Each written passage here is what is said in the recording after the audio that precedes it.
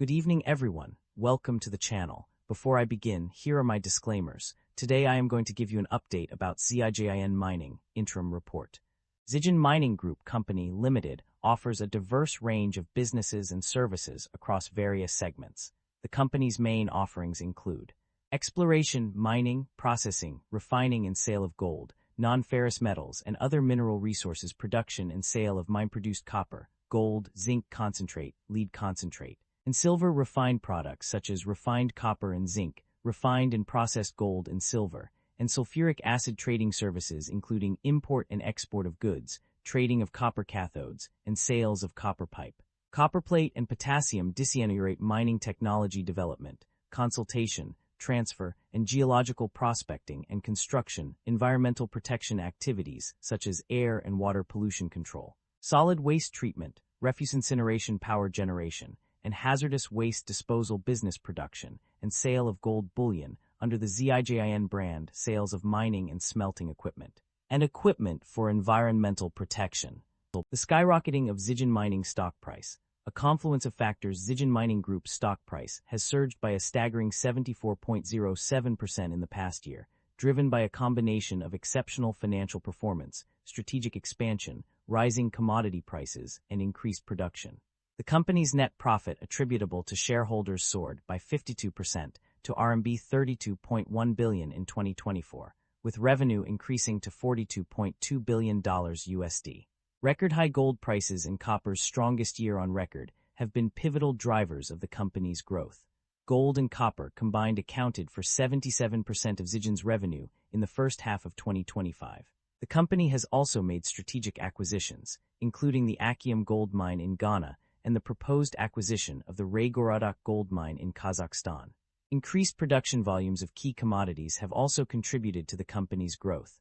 Mine copper output surpassed the 1 million ton mark in 2024, ranking fourth globally, and increased further in the first half of 2025. The planned initial public offering, IPO, of ZIJIN Gold International is expected to raise approximately $3.2 billion, providing greater financial flexibility for future overseas acquisitions and production expansion. The company's market capitalization has surpassed $100 billion, positioning it as the world's third-largest mining company by market value. Its commitment to shareholder returns has also been demonstrated through its total annual cash dividend for 2024 exceeding RMB 10 billion for the first time in its history.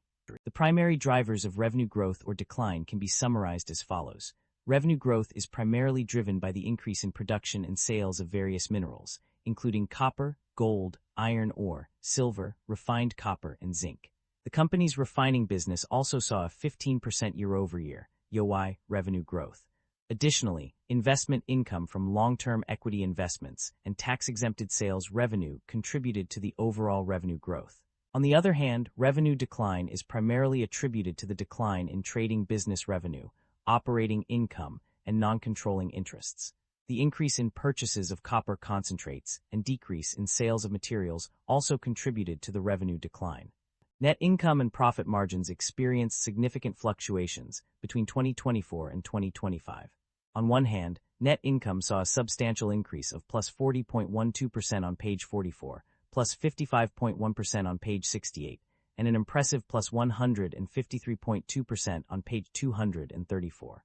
Conversely, it declined by minus 4.1% on page 76 and minus 27.3% on page 200.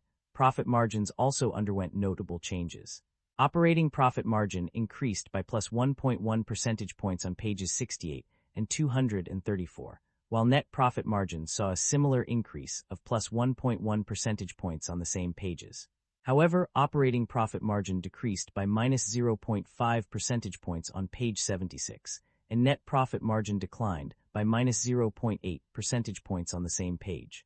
The principal operations profit margins also experienced a decline of minus 7.8 percentage points on page 200. These mixed results suggest that the company's financial performance varied across different periods and segments, with some areas showing significant improvement while others faced setbacks. The company is generating a significant amount of positive operating cash flow. According to the financial summary, net cash flows from operating activities have consistently been in the billions of RMB, with a notable increase of 12.74% compared to 2024. The data points across various pages confirm that both years' values are positive, indicating a strong and stable cash inflow from operations. This is further supported by the summary on page 79, which explicitly states that both net operating cash flow values are positive. Overall, the company's ability to generate substantial positive operating cash flow is evident throughout the financial summary. The company's debt level and interest expenses have undergone significant changes over the past year.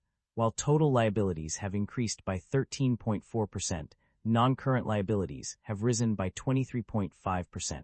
Notably, short-term borrowings have surged by 47%, and bonds payable have skyrocketed by 1,133%. However, long-term borrowings have decreased marginally. In terms of interest expenses, there is a mixed picture. Bank borrowings interest expenses have declined by 33%, while bonds payable interest expenses have increased by 43%. Overall, interest expenses have risen to RMB 1,477,678,882 in 2025 from RMB 1,438,034,423 in 2024. The data suggests that the company's debt level has changed significantly, with some areas experiencing substantial increases. However, interest expenses have decreased in certain categories, while increasing or remaining unchanged in others. The company has made significant strategic moves through its acquisitions and divestitures. Notably, it acquired controlling power in ZIJIN Mining, a move that likely enhanced its mining capabilities. Additionally, external mergers and acquisitions were also pursued, further expanding the company's reach. On the other hand, the company opted to divest certain assets by spinning off and listing its overseas gold segment. This strategic decision aimed at optimizing resources and focusing on core operations. The company has a history of rewarding its shareholders through both dividend payments and share buybacks. This demonstrates the company's commitment to returning value to its investors, whether through regular income or capital appreciation. That concludes the financial summary for ZIJIN Mining. Feel free to comment below, and I will be happy to answer them when possible.